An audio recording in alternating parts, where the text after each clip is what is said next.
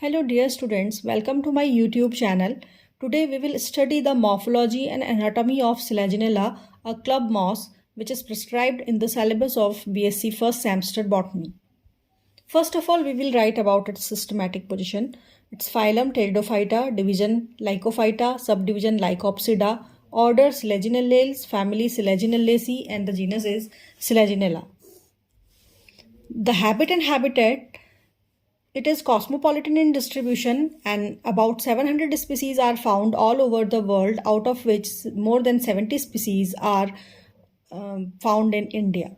These species grow in damp, moist slopes of tropical and subtropical forests, exposed rocks like lithophytes, and on tree trunks called epiphytes. Some species are xerophytic, example Selaginella lepidophylla, Selaginella densa, and Selaginella rupestris. They become ball-like and fold inward during dry condition and vitalize again and unfold when they absorb water or during the commencement of rainy season. Such species are called resurrection species or resurrection plants. The plant is a sporophyte, that is 2N. A temperate species which is very common in Himalayas is Selaginella bryopteris. It is also known as Sanjeevani from the northwest Himalayas. The plants are well differentiated into root, stem, leaves, and rhizophores. The morphology of the plant can be studied by this diagram as I have drawn here. This is a prostrate stem having ramifications or dichotomous branchings. These are the branches and leaves are spirally arranged over it. At some ramification points, colorless rhizophores are growing out. The plant is creeping, sub-erect or erect, and the color of plant is green. The rhizophores are helping in climbing of the plant and anchoring of the plant. Some of the scientists believe that it is a root, but some have controversy that it is a stem. The dichotomously branched stems are easily seen. Now some species are isophilous, that is all leaves are similar. Example in Selaginella rupestris and Selaginella oregana. But some species are heterophilous, that is having two types of leaves on a same plant. Example Selaginella kraussiana and Selaginella lepidophylla. The leaf in all the species have a special structure called ligule on the adaxial, that is the ventral surface. There is a small outgrowth called ligule. On enlargement, the ligule can be studied like this. It has a hemispherical bottom called glossopodium, an apical tip like structure. The glossopodium is covered with a sheath called glossopodial sheath, and the pit where it is fitted is called the ligular pit of the leaf. The function of this ligule is to absorb the atmospheric water or moisture, and also it helps in protection of the leaves. Now come to the anatomy of the root. This is the TS of the root I have drawn over here. So we can observe the outermost layer of the root is the epidermis, which is followed by one or two layers of hypodermis that have thick cells than the epidermis. Then the inner to the hypodermis is the cortex or the cortical region. Now it is followed by endodermis. Endodermis is again followed by the pericycle. Then protostele is there. So there is a solid core of xylem covered with the phloem entities.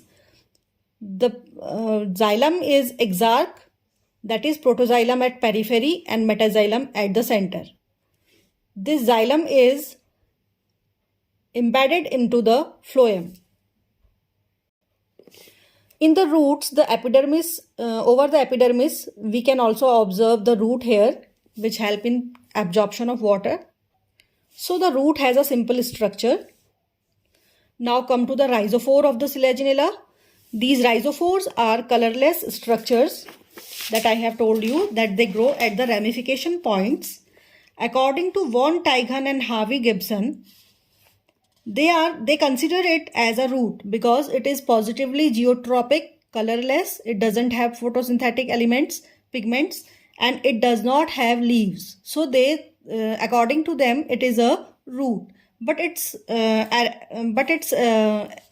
origin is very different. So some of the scientists like Brochman and Wordsell and etc., they consider it a stem. According to them, it does not have a root cap and neither its origin is like a root. Its anatomy is very similar to the root. It is very similar to this root. The difference is it lacks root hair in the epidermis. Rest, it has the hypodermis, cortex, endodermis, pericycle and exarch type of xylem and phloem, just like the root of the Selaginella. Now the anatomy of the leaf of Selaginella. If we cut a leaf, the transverse section shows the different entities. We observe upper epidermis, lower epidermis, the central mesophyll cells. Midrib has xylem, phloem and few cortical cells. The epidermis is unistratose. Epidermal cells have chloroplast and the leaves are mostly amphistomatic, means stomata are present on both of the upper as well as lower epidermis. But in some species, the leaf is hypostomatic, means only lower epidermis bears the stomata. The mesophyll tissues are very loosely arranged, so there are very big air gaps or air spaces, intercellular spaces for exchange of gases. Outside the xylem and phloem, bundle sheath cells are also visible. Now let's study the TS of the stem. The transverse section of a stem, it shows a unistratose epidermis, thick cell 2 or 3 layers of hypodermis, which is followed by cortex. Now the main point which lies over here is the trabeculated endodermis.